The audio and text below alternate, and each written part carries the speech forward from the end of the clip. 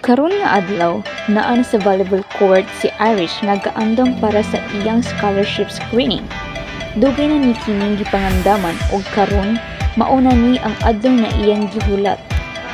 Final na jud ni. This is my chance for the scholarship. Pero what if dili na ko kaya? Focus lang.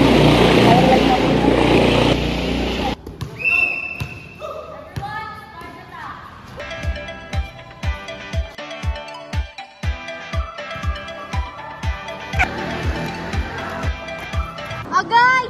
Kasakit ba ni oy? Ako ba yung tiil? Sa pagtindog day kay sakit kayo na. Hello, Lugos, yung paglanting ko, wala kang magkadumi. Saan na, oy? Uay, na-twist akong ankle pag landing na po. Napabi ako'y try out, sakit kayo. Ayun lang paghilak na yun. Ang importante karon aron matiman kain ka. Unsa may na-feel nimo day? Okay ra ka? Sakit kaayo? Kalma lang day, ayaw lagi kabala ka. Kay kung sakto, dali ang first aid o kay chance na maupira ka. Coach, unsay angay na buhaton, coach? Unsay matabang na mo? Natangin ninyo, karon, gamitin na to ang RICE method. RICE method stands for rest, ice, compression, and elevation. This method will help those who have an ankle sprain. Una kay rest, ayaw sa tunsay mo day kay ato sa napakahuwayan, dili lang nakukusun nimo. Ang atiman ng tabang niya, coach, ayaw lang kayo lihok tayo.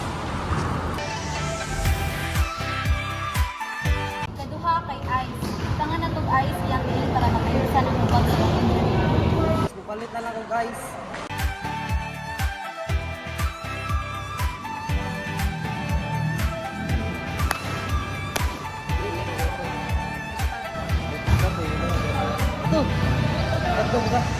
Ikatulo, compression.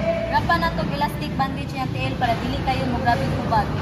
Tapos naara ko yung elastic bandage.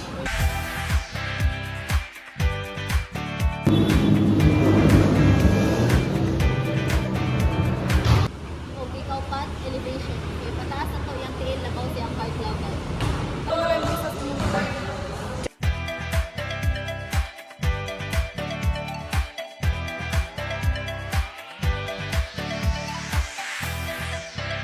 Salamat kayo ninyo ha. Tugod ninyo natabangan dayon ko bahalag dili na nang kumukuha akong scholarship.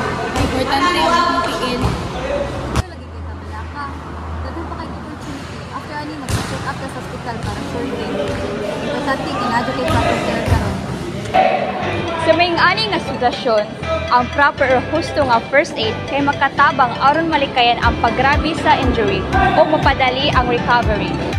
In conclusion, injuries are part of sports, especially in physically demanding sports like volleyball.